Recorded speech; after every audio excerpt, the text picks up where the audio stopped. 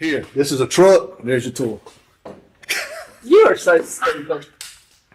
Hey, I'm glad I cleaned the truck. You didn't clean the truck. I cleaned the truck. Clean. Look, you did not clean the truck. I wiped down the dash. Jeannie helped me clean the truck. Clean the truck because he drives it. Yeah, but he helped me clean the truck. Quit your lying. You go to hell for lying. No, what could you do for stealing eggs? Clean the truck. I have to say that. So I just want to move myself. I don't drive anything but a Dodge, y'all. Or now they call them Rams. Personally, today with this style vehicle, it is honestly probably the best motor made. I'm not knocking any other motors, but I will tell you, Chevrolet, people always ask us why we don't have Chevy tow trucks, GMCs. They don't really make a 45 or 5500, okay? So you don't really have an option there. And Ford in the day had the GOAT of all tow truck motors, the 7.3. But Ford, when we started the show, did us really dirty. And they came out with a 6.0, and we had, I think, 9 6.0s at the time. And I had one go out at 101,000 miles that I'd been taking to them since it was at 90,000 with the head gasket problems.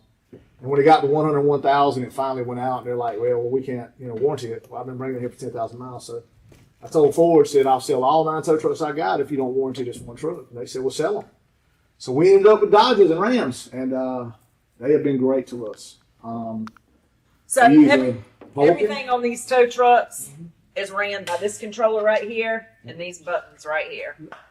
Okay, if you've never been on the inside of a tow truck, the guy never has to get out of this truck to pick a vehicle up. He uses his controller and he cuts his boom on, and then we have he watches this backup camera and he backs right up to the vehicle, lifts it in the air. Then he gets out, straps the wheels down. But everything's done with this. It's done with this and this. That's it, and the camera. And there's a lot of different lifts. So I'll go back here and show you what a lift is. So these are go jacks. You got a front wheel drive. It's pulled into a parking spot. Slide this up under it, jack it up on both sides, and you can just push it out. These are great. These are dollies.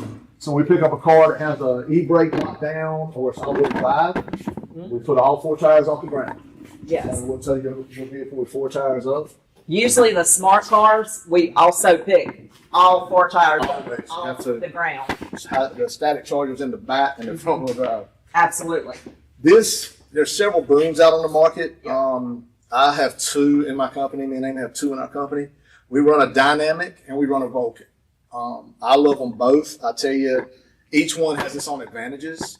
I will tell you this about this Vulcan. What I love the most about this Vulcan is if I pick your vehicle up and you jump in it and try to drive off, I can pretty much almost, not at a 90, but I can get you at about a 70, 75, which means you're driving straight into the ground. The Dynamic doesn't lift that high, but it's basically preference of boom head size. But both the Dynamic and the Vulcan are super fast. Personally now, Vulcan is what I drive, and Dynamic is what I give most of my drivers. The Vulcan has a negative tilt, which means if I'm going down a hill backwards and it's sloped down, I can actually go past parallel to let the boom down. That's good if you know how to drive a tow truck, but if you're a newbie, that can create a lot of problems. Also, if you've never seen a car being picked up, what happens is this piece right here slides all the way up under the vehicle. Once it slides up under the vehicle, they grab and pinch the front tires. So these L arms right here are going to go out and come around those tires. Once they lift up, the driver, if he is not a newbie and he's a professional driver, he has pinched the wheels to the point that if you do try to drive off, it's not going to come because the vehicle's actually locked into the back of the boot. This is something I love on the truck too, just so y'all know. We have flip down lights. I know that sounds crazy, but a lot of parking decks are usually about 3 inches too short for this truck. Once you flip this light bar down, we can get in. Work lights up, work lights down. We have strobes all the way around. We have strobes under the door. The number one thing I will tell you is nobody respects a tow truck driver. And I'm not talking about in repo or PPI. I'm talking on the side of the road. Just towing.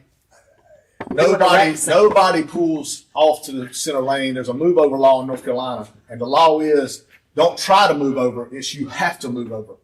If you see emergency lights on the side of the road and you do not move over in North Carolina, you can get a $500 ticket. And we actually work with several law enforcement agencies and do stings. Yeah. So it's not try to move over and people say, well, I couldn't get over. I couldn't get over. No, you can. The catch is you didn't want to stop slow enough to get over. You couldn't get over the flow of traffic. Stop down and get over. Our lives are literally this far from the line. Mm-hmm. 1 foot can kill us. And, you know, people don't realize that about 6 tow truck drivers die per week on the last report I saw. And that's across all working fields, which could be repos, impounds, roadside assistance, you know, so that's too many tow truck drivers, y'all.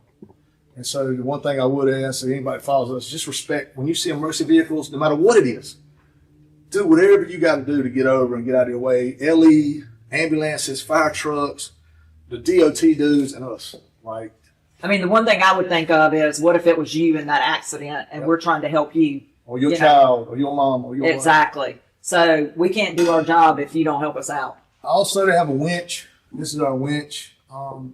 We have several trucks that have dual winches. This one has a single winch. There's a lot of techniques you can use on a winch, but you can actually double spool this winch. It's 8,000 pounds.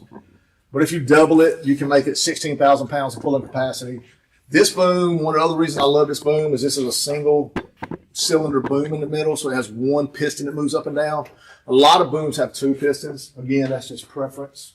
Mm-hmm. Is there anything else on the truck?